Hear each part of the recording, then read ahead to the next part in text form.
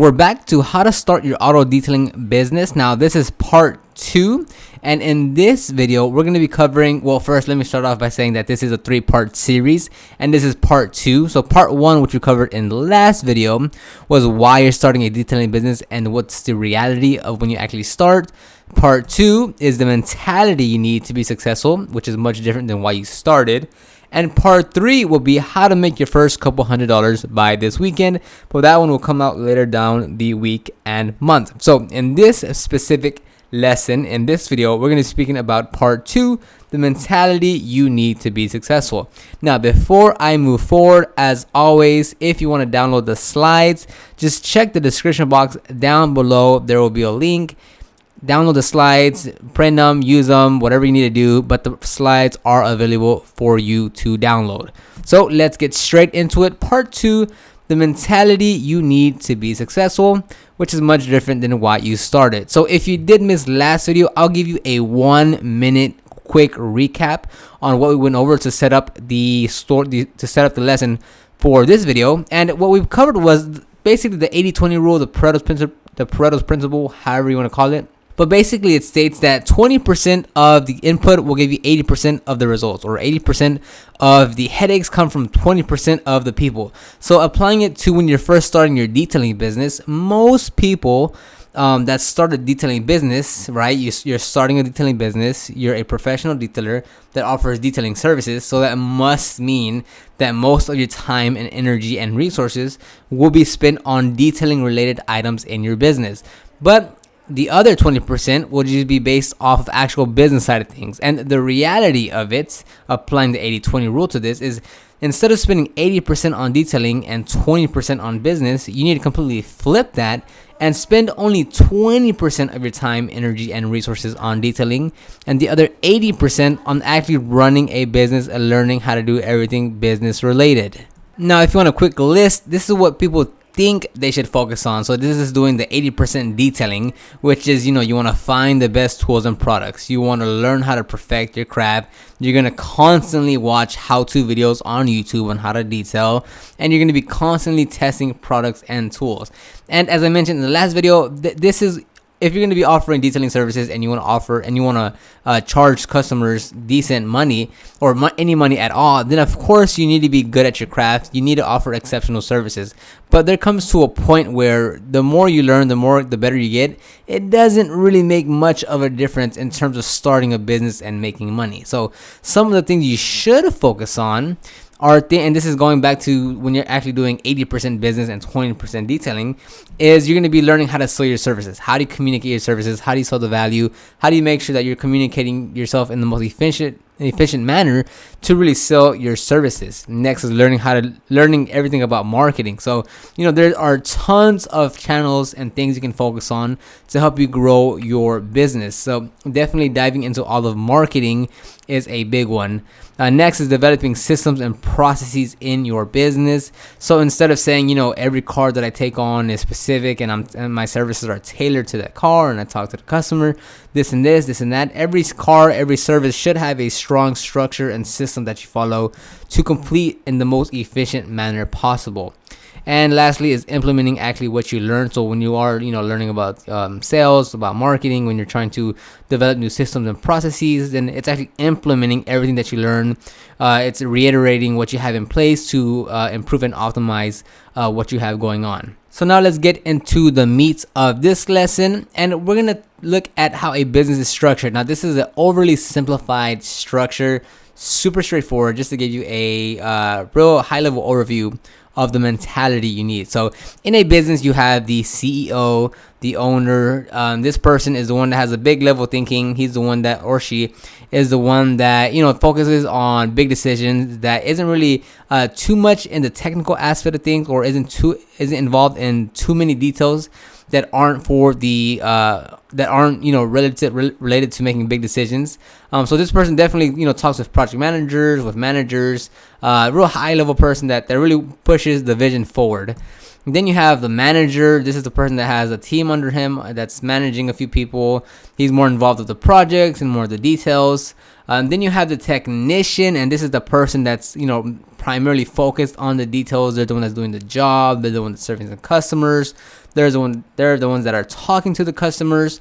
And each one has its role, and each person needs to be a part of the business for it to grow and to be successful. Now, the problem is most detailers want to stay in the technician phase. They want to stay with that mentality of, again, going back to what I just mentioned, is that they want to keep on testing products. They want to keep on learning how to perfect their craft. They keep on watching those YouTube videos. They keep on testing their products. And it's just, it keeps you down in the lowest part of the totem pole in terms of the structure of your business. So in your business, if you want to start shifting that mindset, there's three main parts to your business. There's going to be operations, finances, and marketing and sales. So let's go into operations first. And this is a definition pulled from Investopedia, I believe. But basically, operations refers to the administration of business practices to create the highest level of efficiency possible within an organization. It is concerned with converting materials and labor into goods and services as efficiently as possible to maximize the profit of an organization. So this is going to fall in detailing, yes, of course, actually detailing the actual detailing technical aspect of it, but it also falls into a lot more areas. As far as, what kind of customer experience are you offering? What are you experiencing? What customer experience are you offering to the customer? How do they feel? How are you, are you being professional? Are you being polite? Do they feel like you genuinely care about their needs and their problems? Are you detailing in the most efficient manner possible? Can you finish a detail that takes you an hour? Can you drop that time down to 45 minutes? How do you minimize the setup and breakdown time? Are you, if you're a mobile detailer, are you literally taking every single last item that you can fit into your van or truck or personal car or work van? Are you literally trying to throw everything that you absolutely can at the car every single time? If you're taking 15 minutes to set up, 15 minutes to break down and put everything back in your van, can you cut that time in half? Can you do some things? Can you change up your systems, your processes, and the way you do things to minimize your time? And then, how do I do my details? How do I sort them through the day? How do I schedule them in my schedule to where, the downtime is minimized? Or, if there's a cancellation, what do I do to fill that spot up again? Or if there's a cancellation, what can I do aside from just detailing to still, be productive and to really still be able to capitalize on my time? Next, we're moving on to finances, and I'm not too sure where I got this definition from, but let's get into it. It says money is the lifeblood of a business and finance is the nerve center. Finance is required to promote or create a business, gain assets, develop products, run market surveys, and advertise. And this one's a pretty biggie too, because obviously we're not going to have an infinite amount of capital to work with. Most of us are going to start with just whatever money we have. Maybe we'll have a credit card. Maybe we'll pull out a credit line. Maybe we'll get a few $1,000s from friends and family members. But for the most part, we're going to be on a budget. So there are quite a few questions and areas that you need to look into with finances. It's, how much money can I put into marketing and advertising? Obviously, this is a business and you need to set aside money to actually bring in customers. As they say, money makes money.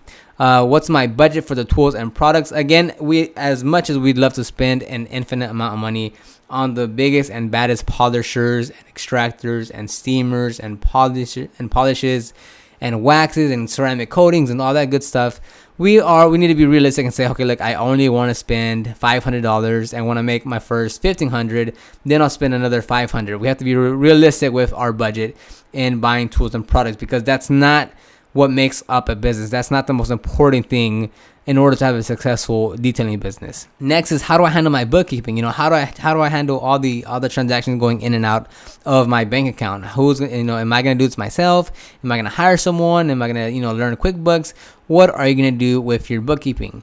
And another question to ask yourself in another area is, well, who's going to handle my end of year taxes? If you're, here in the United States, you got to pay you got to pay Uncle Sam, make sure he gets his cut from everything that you do. So how are you going to handle your end of year taxes? And lastly, we have marketing and sales. And this definition is brought to you by me. Not really a definition, just a simple little sentence I put. So don't think it's a legitimate definition. So it's basically, if people don't know who you are or you can't communicate your services to a potential customer, you are not in business. And basically what that means is, look, you can have all the tools and products, you can have your business card, you can have a business website, you can have t-shirts, you can have a Facebook page, you can be the best detailer in your city. But if no one knows who you are and you can't efficiently communicate your services to get someone to pay you so you can detail their vehicle, you're simply not in business because you don't have customers and you're not generating revenue. And trust me, there are so many areas that you could dive into. You have Google SEO, which is getting your website ranked on the first page of Google. It's called organic SEO. You have Google AdWords, which is their paid platform called pay-per-click. Facebook ads, which is another form of pay-per-click advertising, PPC. You have Instagram, YouTube, and then you have sales. So again, communicating your services and learning how to effectively sell to potential customers to pay you for your services. And one thing you really need to keep in your mind is that each one that you look at, whether it be organic SEO, whether it be Facebook ads, whether it be Google AdWords, whether it be YouTube, whether it be Instagram, whether it be learning how to sell, each one of these will take an immense amount of time, energy, and practice for you to get it down right. This is not something that you just do on one weekend or one day when you have 3 hours and you're going to call it a day and you're done for the rest of the year. This is an ongoing area of your business that you have to consistently invest to really maximize your chances of being successful. You know, it's not just I'm going to read one book on AdWords, I'm going to take one course on Facebook ads, and I'm done. I never have to do anything again. I'm good to go for the rest of my career. That's not how it works. You have to put in a lot of time and energy, which is why I keep on going back to 80% of the business should be focused on business related things and not detailing. So the big picture is you need to have a CEO mentality and work on your business. Don't just be an employee or a technician, and work in your business. And the reason I say employee or technician is because essentially that's what we are as detailing business owners, because we're a one-man job. You know, you go into business because you know the technical side of detailing and you're thinking, I enjoy this, I can do this, I like making money for it, so let me go out and be my own boss. But realistically, you're just an employee from a job you can't get away from. So you need to have the CEO mentality of, you know, I need to think big picture. I need to go after the big decisions. I need to look on expanding and growing and marketing and really getting more people to know the business, to know my business, to generate more revenue. That's more of the CEO mentality. You don't want to be stuck in the employee technician mentality where it's, you know, let me focus on these details. Let me learn about the best product. Let me learn how to properly XYZ on this type of car. That's not the type of mentality you need. And a great book I highly, highly, highly recommend you pick up ASAP is The E-Myth by Michael Gerber. And this is by far one of the best small business books that you can get. And it really just shows you, it just really opens your eyes to the technician mindset versus the CEO versus the manager on what you need to do to really detach yourself away from this passion, this of yours that you call detailing, and how you can really position yourself inside your own business and to yourself to be successful and to grow. Because a lot of small business owners, whether it be detailing, whether it be dentistry, whether it be carpet care, whether it be lawn care, whether it be chiropractic, we all face the same problem of it's me. I'm doing all the work. I have a passion for whatever I'm doing, and I want to be the best at it, and I don't want anyone else to do it because no one else would be as good as I am. We all have that struggle, and it's definitely something that holds you back from growing and scaling your business to the next level. So in the comments below, after we've talked about this mentality going from, you know, just a technician to a CEO, in the comments down below, tell me what's one thing you improve on this month. It can really be whatever you want it to be. Hopefully it pertains from switching from technician to CEO. Instead of focusing on the products, focus on getting more customers. So in the comments below, leave what's one thing you improve this month. And again, if you do want to download these slides, just check the description box down below. Click that link and you'll be able to get the slides here that I showed you in this lesson. So like I said, this is part 2. We'll be having part 3 come out later down the week. So definitely subscribe, like this video, and stay tuned for the next video on how to make your first couple $100 within a weekend, because it's seriously not that difficult to get started.